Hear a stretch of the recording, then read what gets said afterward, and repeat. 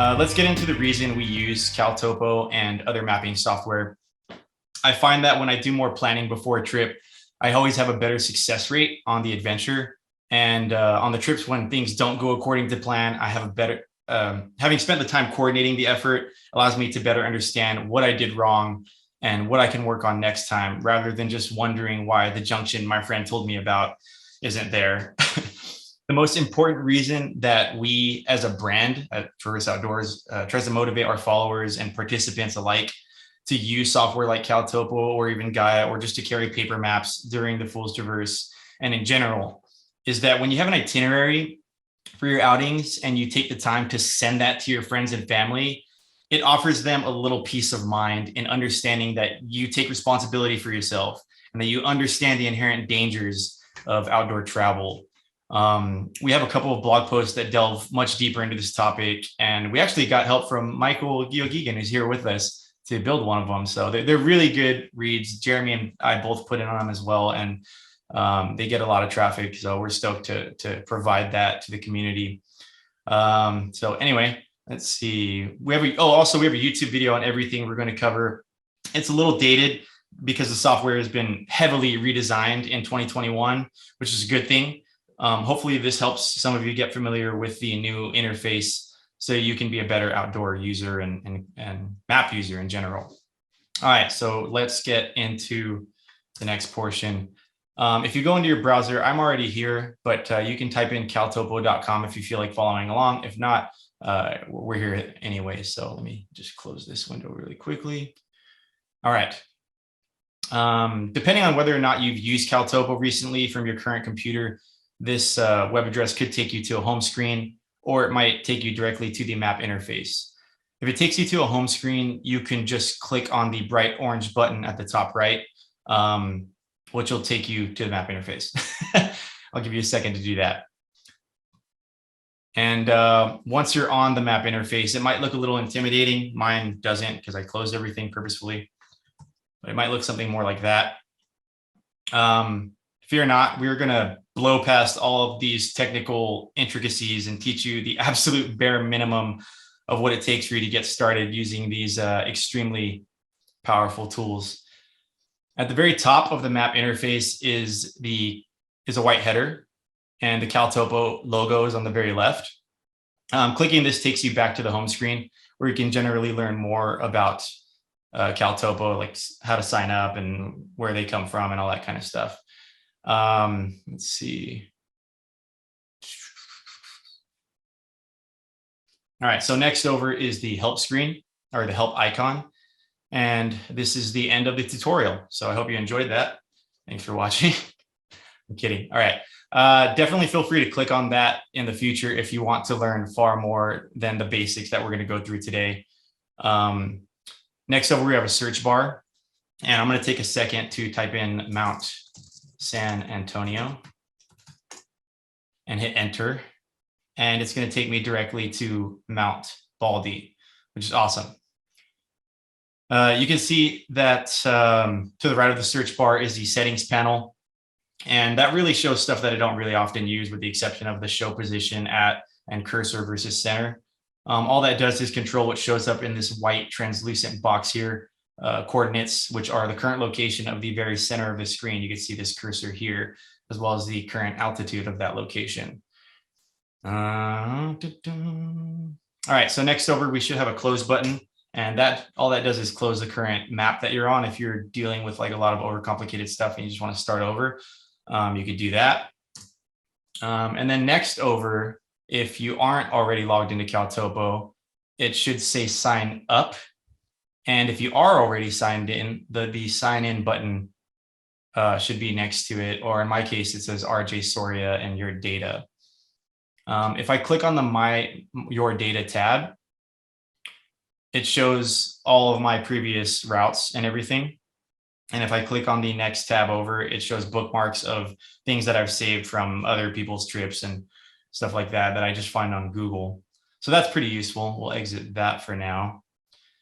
All right. Let's quickly go over the side panels. On the left is the map objects panel. And to make it more useful, I'll just go back to the Fool's Traverse playing field. So you can see I have import and export buttons so that I can both save and download. Download and upload GPX data.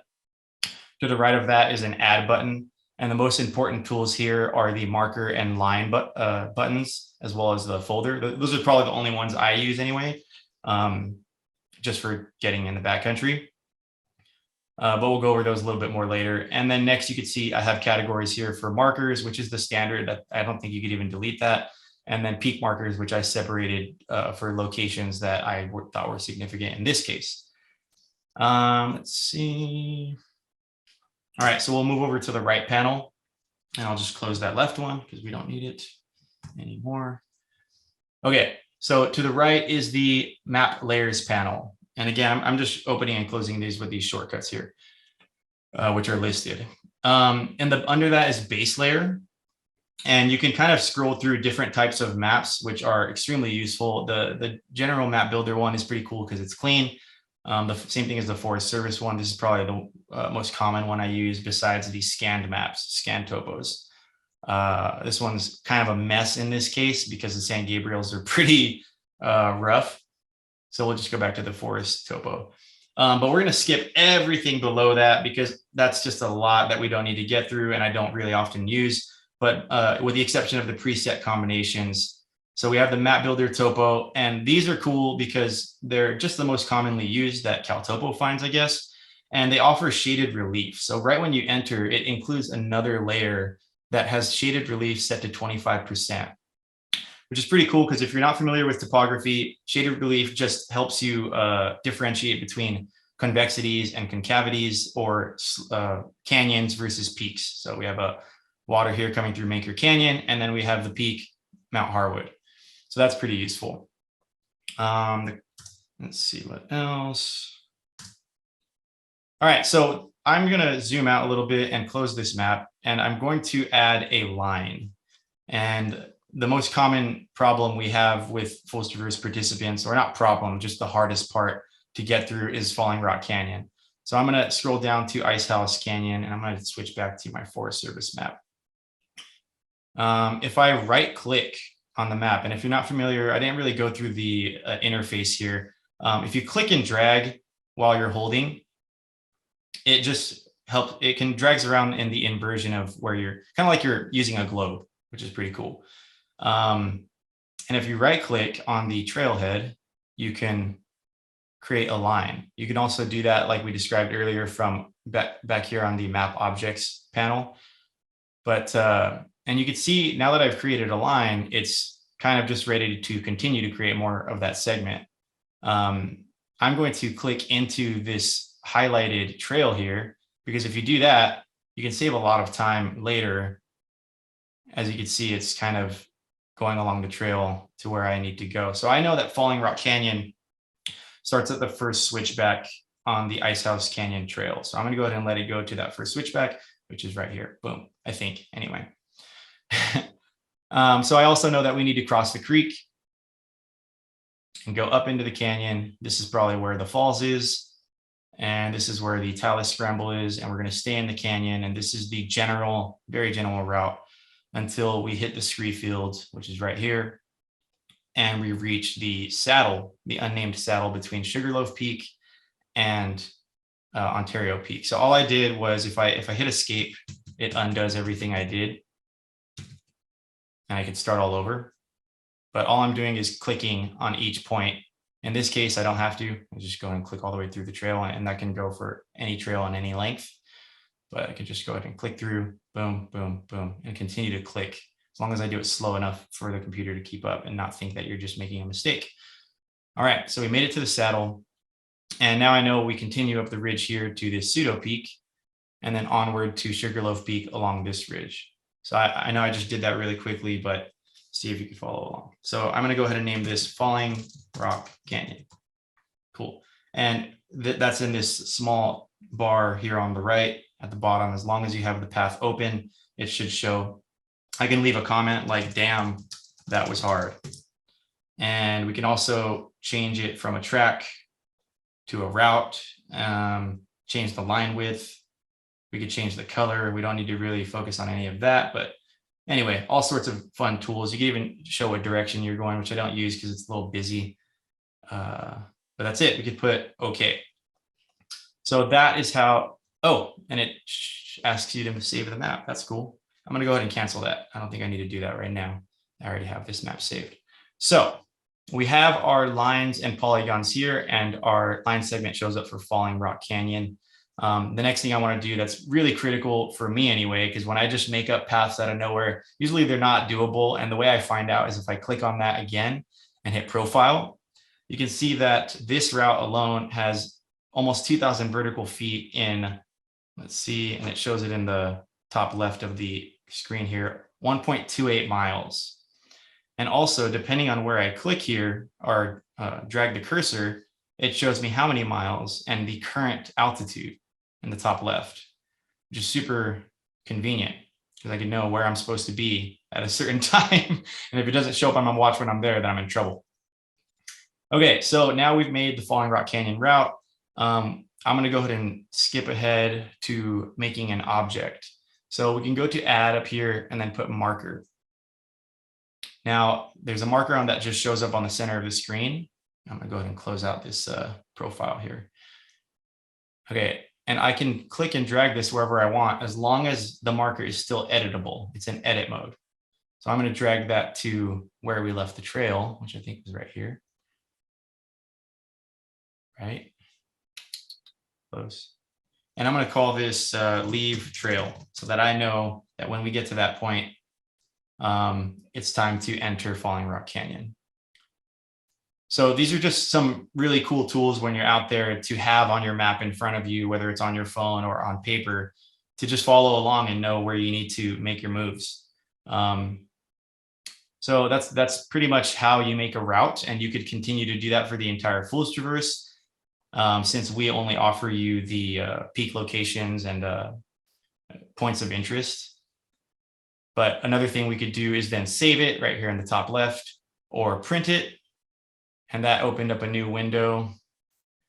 Jeremy K, did that open up quickly? Well, maybe we'll skip that, but you can print a map here. It's not really hard. It has a few convoluted steps, but for the most part, you just choose whether you want to do it horizontally or vertically, and then you kind of change the dimensions to which section you want to do. Sometimes you make 3 or 4 maps for one hike, but in this case, this is a pretty small portion. So, and that is the majority of what I had to explain on using Caltopo to create a route. If anyone needed more help on that to help them get through technical sections of the Fool's Traverse, they can hit me up. If you need a GPX for Falling Rock Canyon, I'm happy to give it to you. I'm not going to do it for the rest of the route because I think that's kind of the whole point.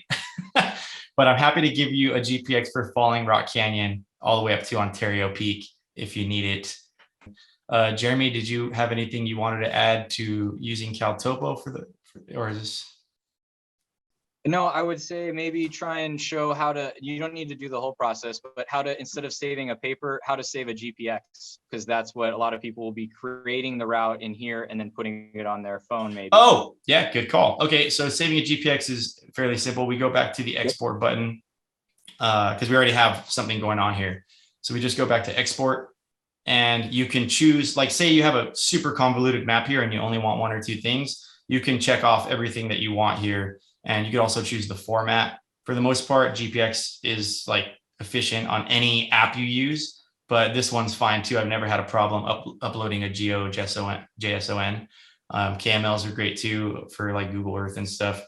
So GPX file, you can just choose whichever. And I'm going to choose just the shape in this case, just for fun. And that's it. You just hit export and then you save it to whichever portion of your computer you feel like saving it to. And then from there, you might have more difficulty because everyone has different watches and devices. But if you need help with that, even hit me up and we'll get that taken care of for you. No, that's good. I think that's the functionality most people will use. Yeah, good call. No, I appreciate that. Excellent. No problem. Other than that, no, definitely covered well. Well, right on. That's the super basics of Caltopo.